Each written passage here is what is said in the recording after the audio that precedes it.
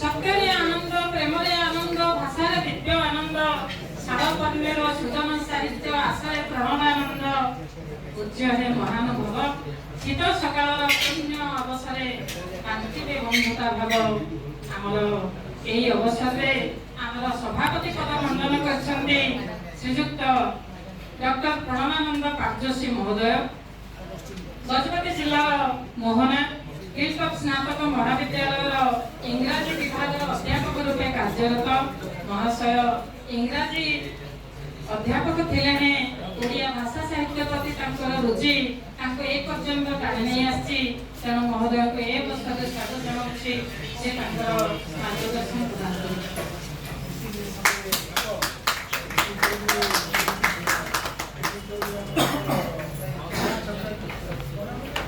ସାଳପଲ୍ଲୀ ସାହିତ୍ୟ ସଂସଦର ଦ୍ୱିତୀୟ ବାର୍ଷିକ ଉତ୍ସବ ଅବସରରେ ଅନୁଷ୍ଠିତ ହେବାକୁ ଥିବା ସାହିତ୍ୟ ସଭାର ମଞ୍ଚାସୀନ ସମସ୍ତ ଅତିଥିବୃନ୍ଦ ଏବଂ ମଞ୍ଚ ସମ୍ମୁଖରେ ଥିବା ବରେଣ୍ୟ ସାହିତ୍ୟିକ ବନ୍ଧୁମାନଙ୍କୁ ମୁଁ ମୋର ନମସ୍କାର ଜଣାଇ ମୋର ଭାଷଣ ଆରମ୍ଭ କରୁଛି।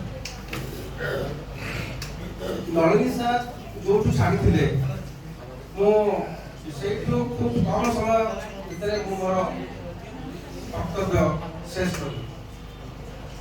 ଭାଷଣ ପ୍ରସଙ୍ଗରେ ନଳିନୀ ସାର୍ ଆମକୁ ରେବତୀ ବିଷୟରେ 3 ଜଣ ଲେଖକଙ୍କର ରେବତୀ ବିଷୟରେ ସେ ଆମକୁ କହିବେ। ଅର୍ଥାତ୍ ନଳିନୀ ସାର୍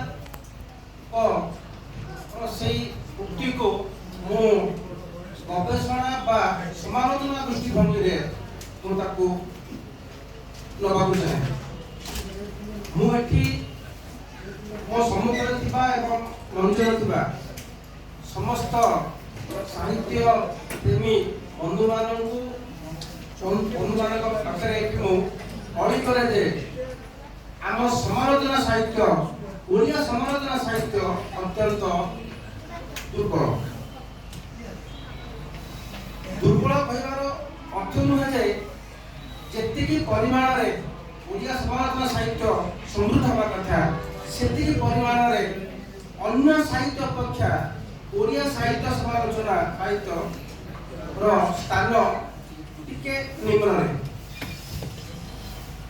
ଜଣେ ଛାତ୍ର କିମ୍ବା ଛାତ୍ରୀ ଇଂରେଜ ସାହିତ୍ୟ କିମ୍ବା ଅନ୍ୟାନ୍ୟ ସାହିତ୍ୟ ଉପରେ ଗବେଷଣା କଲାବେଳେ ତାକୁ ଯେଭଳି ଡାଟା ଅତି ସହଜରେ ମିଳିଯାଏ, ଆମର ଓଡ଼ିଆ ସାହିତ୍ୟରେ ସେଇଭଳିଆ ଡାଟା ବା ତଥ୍ୟ ମିଳେ ନାହିଁ। କାରଣ ଆମର ସମାଲୋଚନା ଟିକେ କମ୍। ମୁଁ ଏଠି ଇଂରେଜୀ ସାହିତ୍ୟର ଛାତ୍ର ହିସାବରେ କିଛି ଅସମ୍ମାନ କରିବାକୁ ଆସିନାହିଁ। ମୋର କହିବାର କଥା ହେଲା ଇଂରେଜୀ ସାହିତ୍ୟରେ ଆମର ଯେଉଁଭଳି ଭାବେ ସବଲ୍ଟର୍ନ ଷ୍ଟଡିଜ ଅଛି, ଇକୋଲୋଜିକାଲ ଷ୍ଟଡିଜ ଅଛି, ମେଟାଫିକ୍ସନ ଅଛି ଏବଂ ଅନ୍ୟାନ୍ୟ ସବୁ ବିଭାଗ ଅଛି, ସେହିପରି ଆମର ଓଡ଼ିଆ ସାହିତ୍ୟରେ ସେଇଭଳି ବିଭାଗ କ'ଣ ଆମର ହୋଇନାହିଁ। ମୁଁ ଉଦାହରଣ ସ୍ୱରୂପ ଜଣେ ଗବେଷକ ଯଦି ଚାହିଁଲା ବିସ୍ଥାପନକୁ ନେଇ ସେ ଗୋଟେ ଆର୍ଟିକଲ କରିବ। ଆମେ ଜାଣୁ ବିସ୍ଥାପନକୁ ନେଇକି କୁମାର ଅସଲଙ୍କର ସର୍ବଶ୍ରେଷ୍ଠ ବହି ବୁଢ଼ୀ ଅଞ୍ଚଳ ଏବଂ ହୃଷିକେଶ ପଣ୍ଡାଙ୍କର ସୁନାପୁଟର ଲୋକେ ଏବଂ ଅନ୍ୟ ଏକ ପୁସ୍ତକ ଜମ୍ବୁଲୋକ ଓ ଜଗଦୀଶ ମହାନ୍ତିଙ୍କ ନିଜ ନିଜ ପାଣିପଥ। এই 4ଟି ପୁସ୍ତକ ଛଡ଼ା ଅନ୍ୟ ଯେଉଁ ପୁସ୍ତକ ଓଡ଼ିଆ ସାହିତ୍ୟରେ ଗବେଷଣା ପୁସ୍ତକ ଉପରେ ଲେଖା ହୋଇଛି ତାହା ପାଠକ କିମ୍ବା ପାଠିକାମାନଙ୍କ ପାଖରେ ପହଞ୍ଚ ପାରିଲା। ସେଇ ଦୃଷ୍ଟିରୁ ମୁଁ କହିବି ଯେ ଆମ ସମାଲୋଚନା ଟିକେ ଦୁର୍ବଳ। ଦ୍ୱିତୀୟ କଥା, ଦଳିତ ସାହିତ୍ୟ।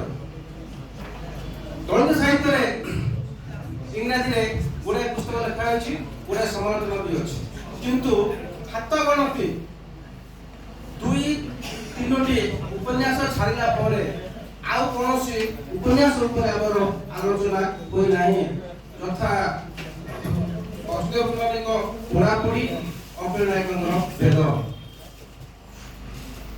ଅବଶ୍ୟ ଆମେ ହରିଜନକୁ ଆମେ ସେଇ ଶ୍ରେଣୀରେ ଆମେ କହୁଛେ, କିନ୍ତୁ ଯେତିକି ମାତ୍ରାରେ ଆଲୋଚନା ହେବା କଥା ସେତିକି ମାତ୍ରାରେ ଆମେ କ୍ଲାସିଫିକେସନ କରିକି ଆମର ଆଲୋଚନା ହୋଇପାରୁନାହିଁ।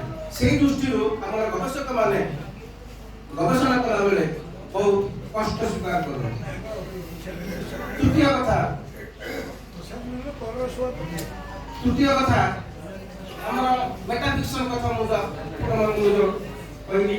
ମେଟାଫିକ୍ସନର ଗୋଟେ ସୁନ୍ଦର ଉଦାହରଣ ହେଲା ଡକ୍ଟର ରାଜେନ୍ଦ୍ର କିଶୋର ପଣ୍ଡାଙ୍କର ଚିଦାଭାସ ଏବଂ ପ୍ରତିଭା ରାୟଙ୍କର ମହାମୋହ। ଫିକ୍ସନ ଏବଂ ଫିକ୍ସନ, ମେଟାଫିକ୍ସନ, ନିରବତା ରକ୍ଷା କରିବା, এই ସବୁ